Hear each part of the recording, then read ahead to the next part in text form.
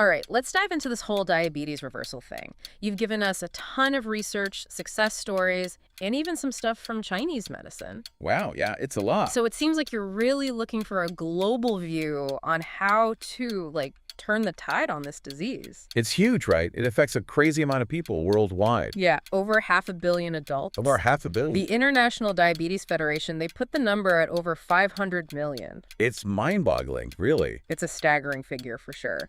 So let's just jump right into it. Is reversing diabetes even possible? Let's start there.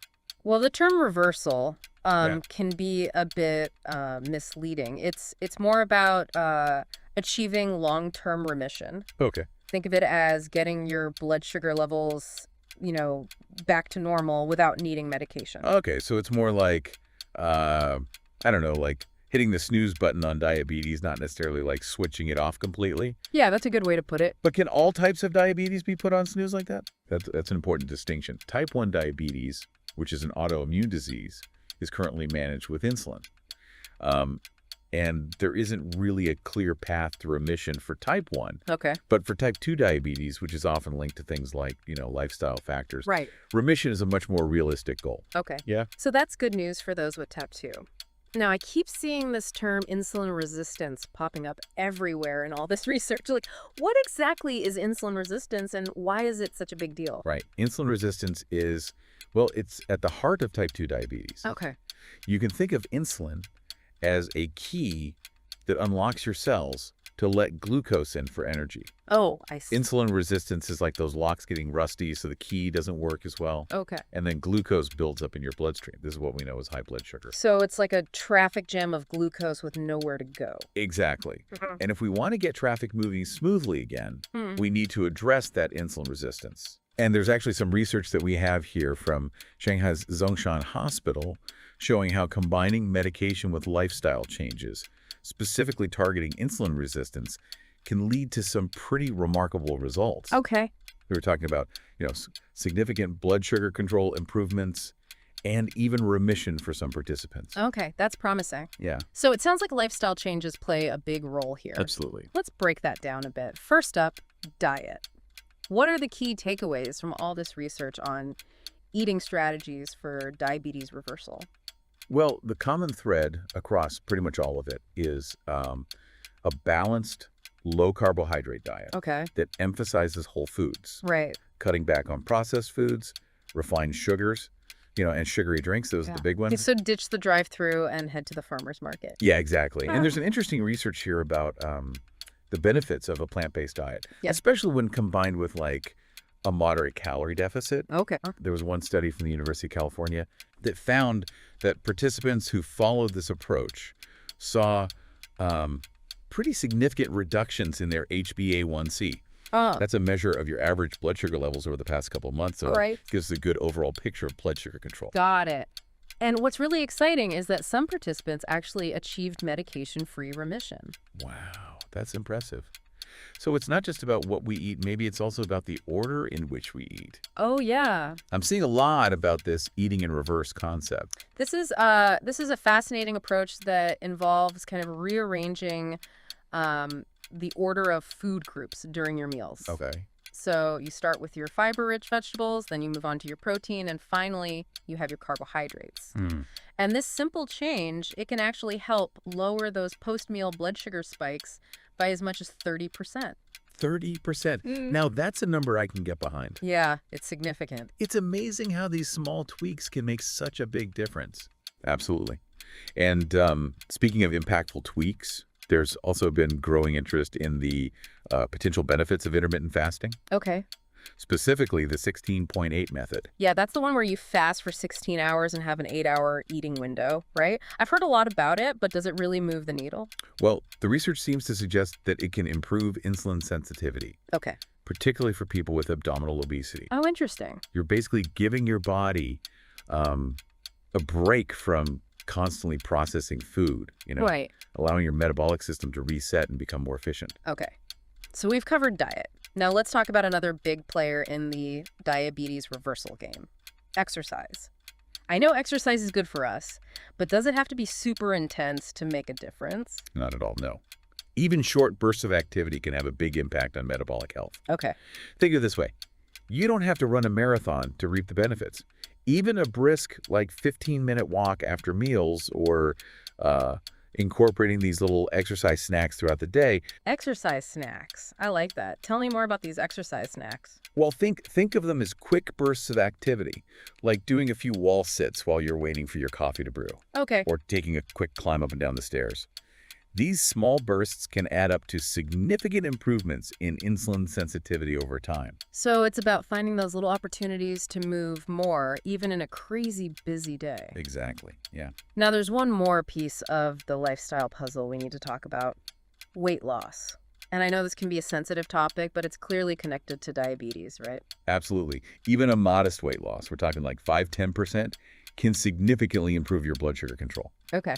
And for some, it can even be the key to achieving remission. I'm seeing some pretty impressive numbers in this research. There was one study that was conducted by Shanghai Jiaotong University, and it found that obese individuals who lost 15 kilograms achieved an 86% remission rate. 86%. That's incredible. Yeah. Just imagine having an 86% chance of being free from diabetes medication. That's a powerful motivator. It really is. Now, I know weight loss is a real struggle for many people, but the good news is that, we're living in a time where technology can be a really great ally in this journey. That's right. There are tools like continuous glucose monitors now, which give you real-time feedback on how your blood sugar responds to different foods and activities. Oh, wow. And then there are also AI-powered nutrition coaches that can provide personalized recommendations and support, making it easier to navigate the often very confusing world of nutrition and making sustainable changes. Wow, it's like having a personalized support system right in your pocket. Exactly. So we've talked about lifestyle changes like diet, exercise, and weight management. What happens when those alone aren't enough? What other tools are out there? Well, that's where medical interventions come in. Okay. They play a crucial role in helping people reverse diabetes, and their impact goes beyond just managing blood sugar levels. Yeah. So there's more to it than just taking a pill to lower your blood sugar. Exactly. Let's start by reframing how we view some of these familiar medications like metformin. It's often prescribed for type 2 diabetes. Right. And while it's well known for its blood sugar lowering effects, new research suggests that metformin might actually also be a powerful ally in improving the health of our gut microbiome. Oh, interesting. Which we are increasingly realizing is a key factor in metabolic health. So it's like a 2-for-1 deal. Yeah, exactly. Improving blood sugar control and supporting a healthy gut. I like it. What other medications are showing promise? Well, another class of medications called SGLT2 inhibitors, like dapagliflozin, they deserve a mention. Okay.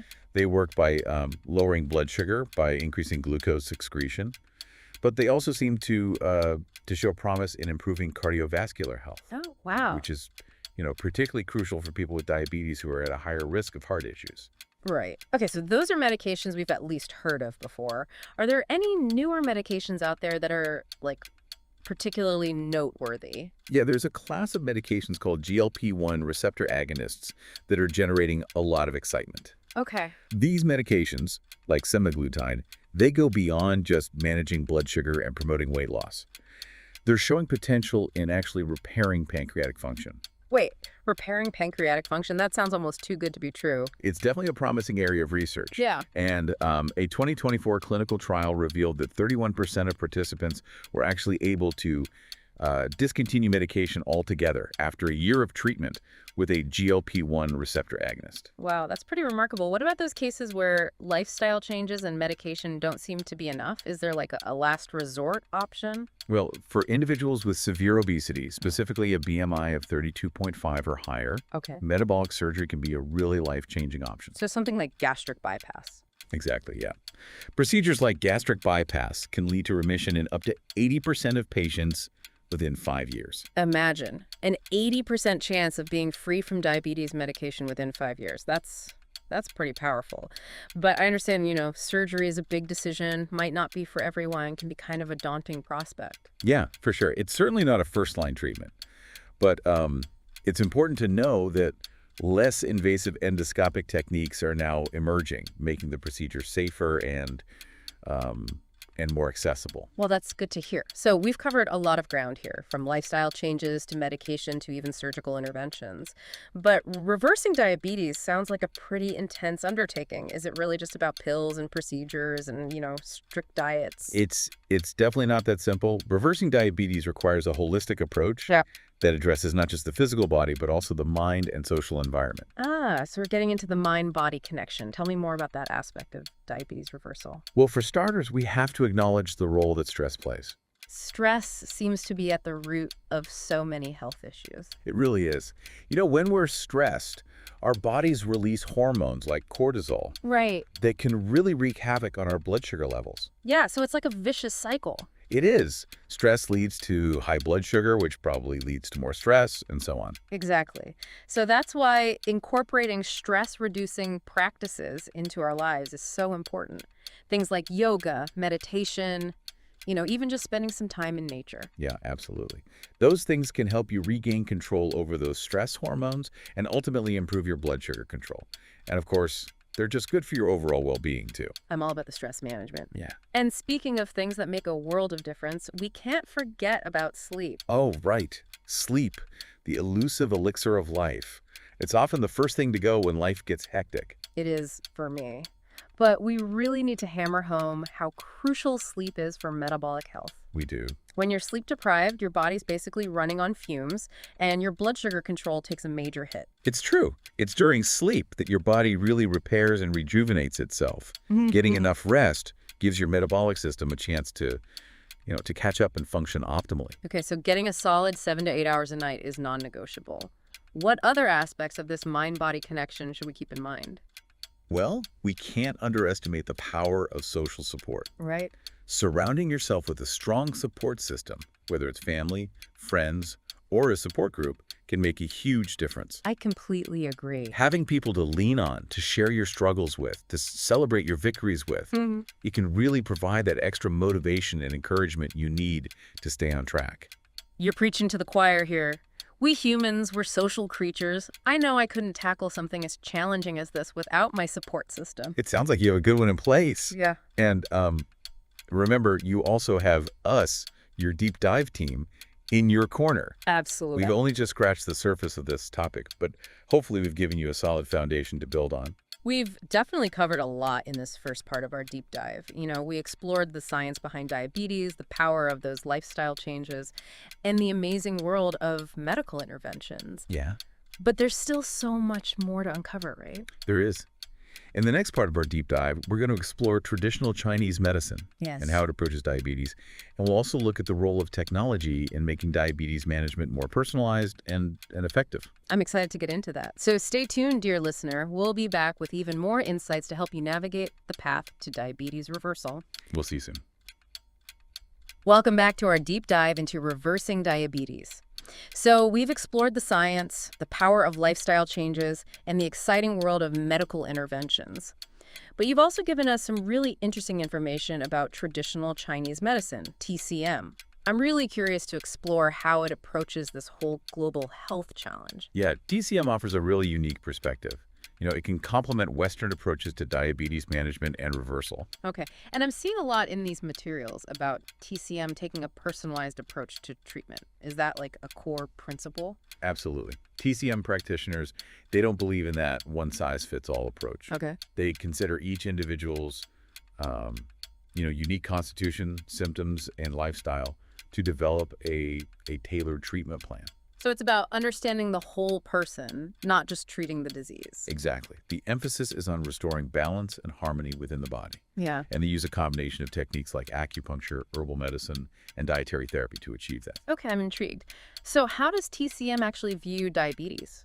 TCM sees diabetes as a disorder of the spleen and pancreas, which in TCM are responsible for digesting food and regulating blood sugar. That makes sense. And I see a lot about TCM's focus on strengthening the spleen qi. So what exactly is spleen qi and why is it so important? Qi is, well, it's a vital energy that flows through the body. That's a core concept in TCM. And a deficiency in spleen qi can lead to, well, a whole range of issues like poor digestion, fatigue, and even imbalances in blood sugar. So strengthening the spleen qi is basically like boosting the body's ability to process sugar and keep those blood sugar levels in check. Yeah, you could say that. And TCM uses a variety of techniques to achieve this, including acupuncture. Acupuncture. How does sticking needles in the body help with diabetes? I know it might sound a little counterintuitive. Yeah. But stimulating these specific acupoints can actually help regulate the flow of qi and improve pancreatic function. Okay. These acupoints are believed to be connected to the energy pathways that, govern various organs and systems in the body. By stimulating those points, TCM practitioners aim to restore balance and promote healing. So it's like hitting the reset button on those energy pathways? Yeah, something like that. Yep. And then there's herbal medicine. TCM often uses specific herbal formulas to address the underlying imbalances in the body that contribute to diabetes. Okay. You've given us some research on the different herbs used in TCM. Are there any that really stand out as being particularly effective?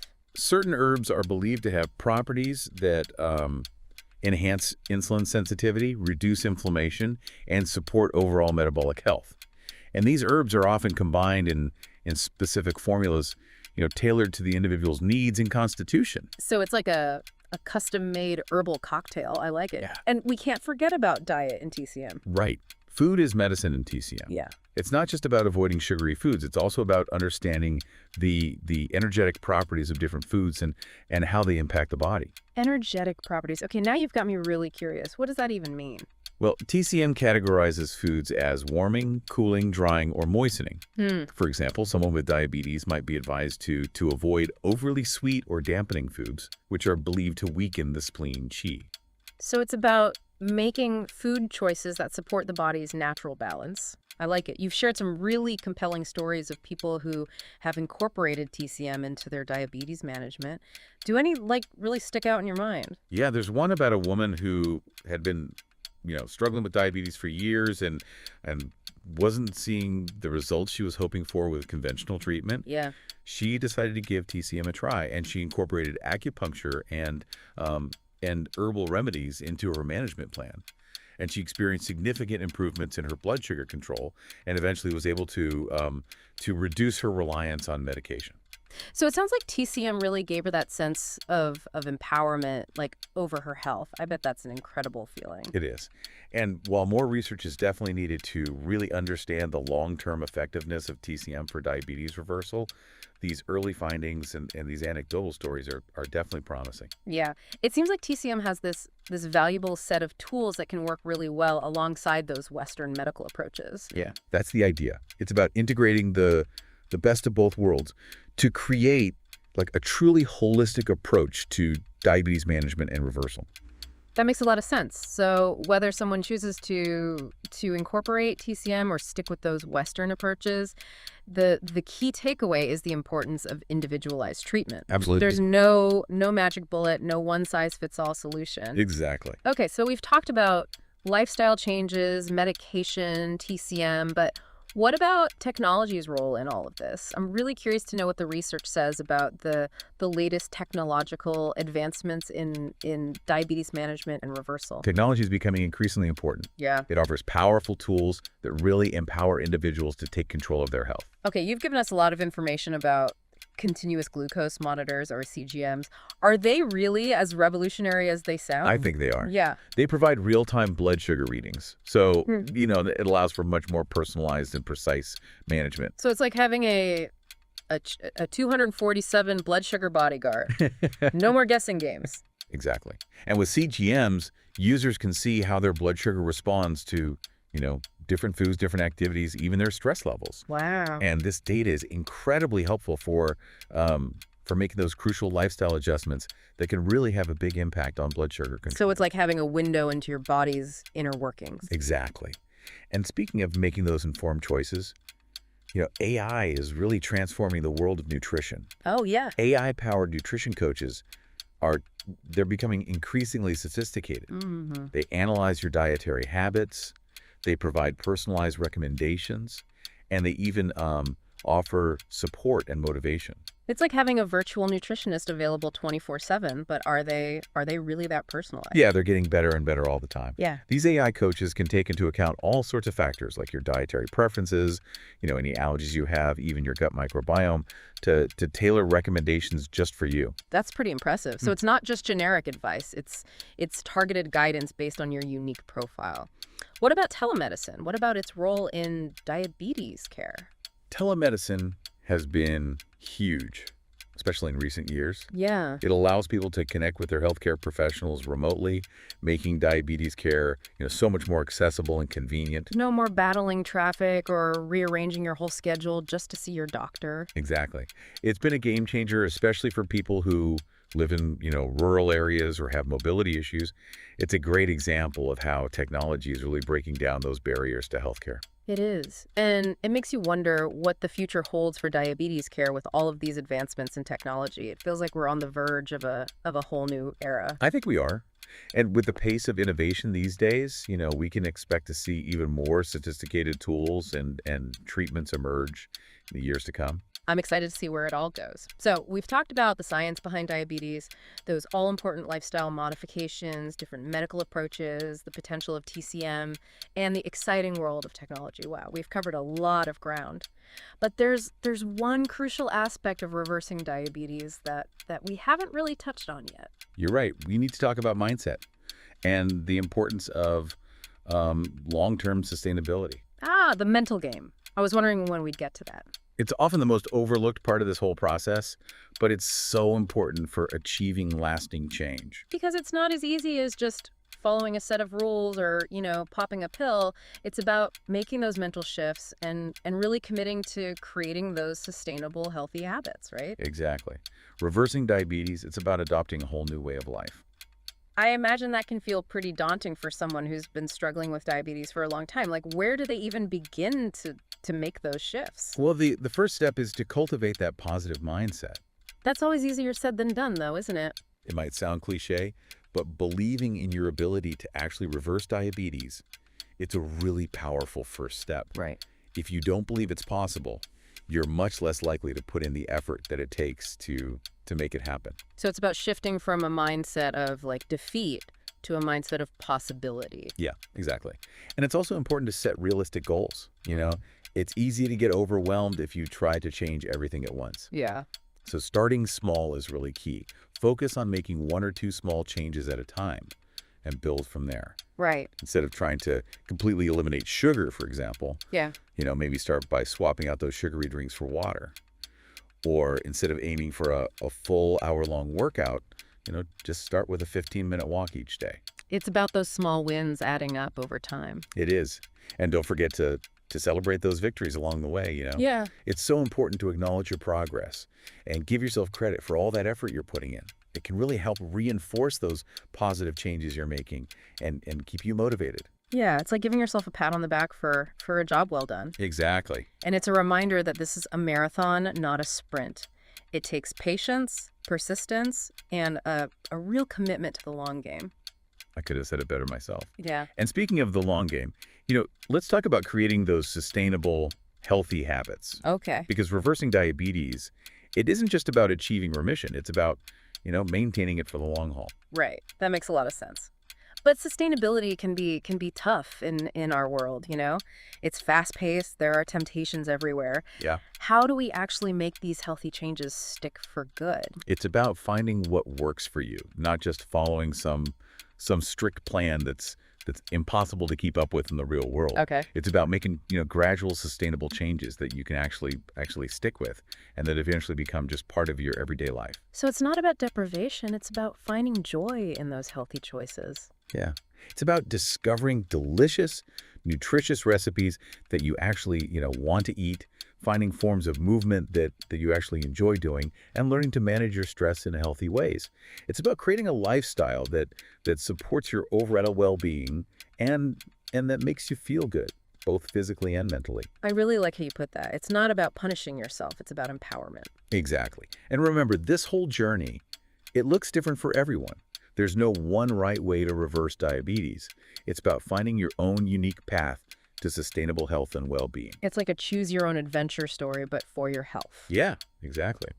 And speaking of adventures, this deep dive has certainly been a journey of discovery. It has. We've covered so much ground, from the science of diabetes to the intricacies of the mind-body connection. We have. Yeah. We've explored the science, the strategies, the many paths that are available for reversing diabetes. But before we wrap things up, there are a few key takeaways that I want to emphasize. Okay, dear listener, get ready for the wisdom download. Here's the thing about reversing diabetes. Okay, we're back. Lay those key takeaways on us. All right, so we've talked a lot about reversing diabetes. Right. But it's not just about getting to that point of remission. It's about maintaining it. Right. Sustainability. That's really the key here. That makes sense. And that takes, it takes effort, it takes commitment, and Yeah, I imagine that's pretty tough, especially these days. We live in a world of instant gratification, quick fixes. Everything's got to happen right now. it's true. That's why, building those healthy habits that you can actually stick with long term, that's so important. Right. It's about making those gradual changes, the sustainable ones, that really just become part of your life. So it's not about following like some crazy restrictive plan that no one can actually stick to. Exactly, yeah. In the real world. It's about, making those changes that work for you, for your life. Yeah. Finding what works for you. Yeah, and finding that joy in it, too. Right. Yeah, for sure. So finding those delicious, nutritious foods that you actually like. Right. Finding ways to move your body that you enjoy, managing your stress in healthy ways. It's about creating that lifestyle that supports your well-being, makes you feel good physically, mentally, all of it. It sounds like this whole process is like as much about self-discovery as it is about reversing diabetes. I think it is. It really is about getting to know yourself, what motivates you, what your challenges are, what brings you joy, all of that. It's like a journey inward as much as anything. Yeah, and remember, what works for one person might not work for another. There's no one right way to do this. Right. Finding your own path. Yeah, your own unique path. Okay. And we've talked about the power of support, having those people in your corner, family, friends. Oh, yeah, so important. Who really get it, who can cheer you on along the way. And don't forget about, reaching out to the professionals, too. There's so many resources out there to help you. Registered dietitians, diabetes educators, therapists who specialize in chronic illness. Wow, there's a whole team of people you can build. Exactly. They can provide the knowledge, the support, the accountability. Yeah, it's all about building that team that can really help you create that plan that works for you. That's right. So I guess to sum it all up, reversing diabetes, it's this multifaceted journey that really requires us to look at the whole picture, Yeah, The physical, the mental, the emotional, it's all connected. it really is. And it's a journey that's best traveled with support and, most importantly, a belief in yourself. I completely agree. And remember, knowledge is power. Yeah. We've dug into a lot of information here Yeah. about diabetes, the science, the strategies, the different paths you can take. But now it's time to put that knowledge into action. So, dear listener, what's that one small step you can take today to start your journey toward diabetes reversal? It doesn't have to be huge. It really doesn't. And remember, all those small steps, they add up over time. They make a big difference. They really do. So start small, celebrate those wins, and don't be afraid to ask for help along the way. You are capable of amazing things. We believe in you. And, we've only just scratched the surface here, but hopefully this deep dive has given you the information, the tools, and the inspiration to really start taking charge of your health. We hope you feel empowered to write your own health story. Absolutely. So until next time, stay curious, stay informed, and keep those neurons firing.